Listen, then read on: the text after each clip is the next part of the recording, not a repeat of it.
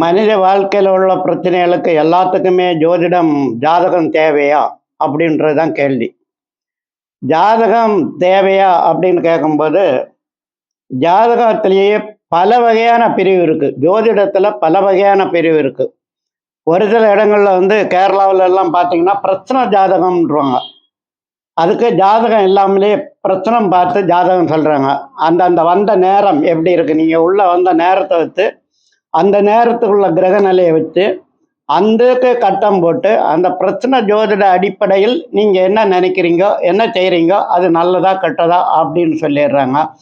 ஒரு சில ஆளுகள் சர ஜோதிடம் அப்படின்னு சொல்கிறாங்க. இந்த மூச்சு காற்று வலது பக்கம் போகுதா இடது பக்கம் போகுதா, அந்த ஆள் எந்த பக்கம் இருந்து கேட்குறாரு அந்த மாதிரியெல்லாம் பார்த்து சர ஜோதிட அடிப்படையில் பதில் சொல்கிறாங்க. இன்னும் ஜோதிடத்தை எத்தனையோ வகையாக பயன்படுத்துகிறாங்க. ஆனால் என்ன கபடி எல்லாம் போட்டு அந்த மாதிரி பண்ணுறாங்க. அதனால் ஜோதிட கட்டத்தை வச்சு பார்க்குறது தான் ஓரளவுக்கு நல்லா இருக்கு. மற்றெல்லாம் இப்போ கேரளாவில் அந்த மாதிரி எல்லாம் பிரச்சனை ஜாதகம் பார்க்குறாங்க கரெக்டான. ஆனால் பிரச்சனை ஜாதகத்தில் ரொம்ப லாங் டைம் எல்லாம் ஒன்றும் தெரிய முடியாது. இப்போ திடீர்னு என்ன நீங்கள் ஒரு வீட்டில் ஒரு பொருள் காணாமல் போயிடுச்சு, எங்கே போயிருக்க, போனவர் வருவாரா வரமாட்டாரா, ஒரு கேள்விக்கு துல்லியமான பதில் அந்த பிரச்சனை ஜோதிடத்தில் சொல்ல முடியும்.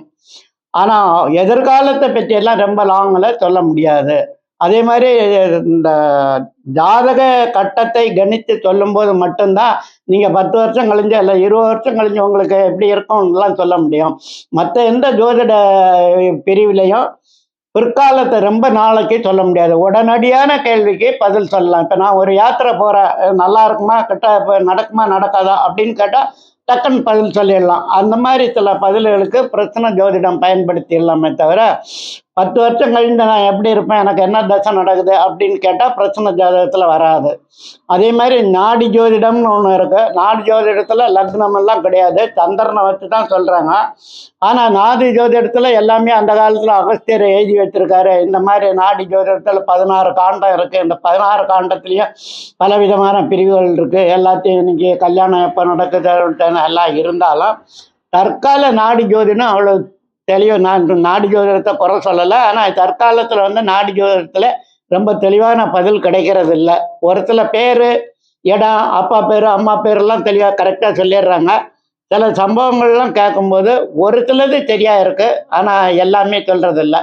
அது காரணம் என்னன்னா, நாடி அந்த காலத்தில் எழுதக்கூடிய யார்டு எல்லாம் திருப்பி திருப்பி இப்போ புதுசு புதுசாக எழுதி சேர்த்துடுறாங்க. அதனால் அதில் நிறைய வித்தியாசங்கள் வருது. அது நம்புறவங்க நம்பலாம், நம்பாமலாம் இருக்கலாம். அதுக்கு நான் அதை பற்றி இப்போ நிறைய பேச முடியாது. சரிங்க, புரிஞ்சிச்சா?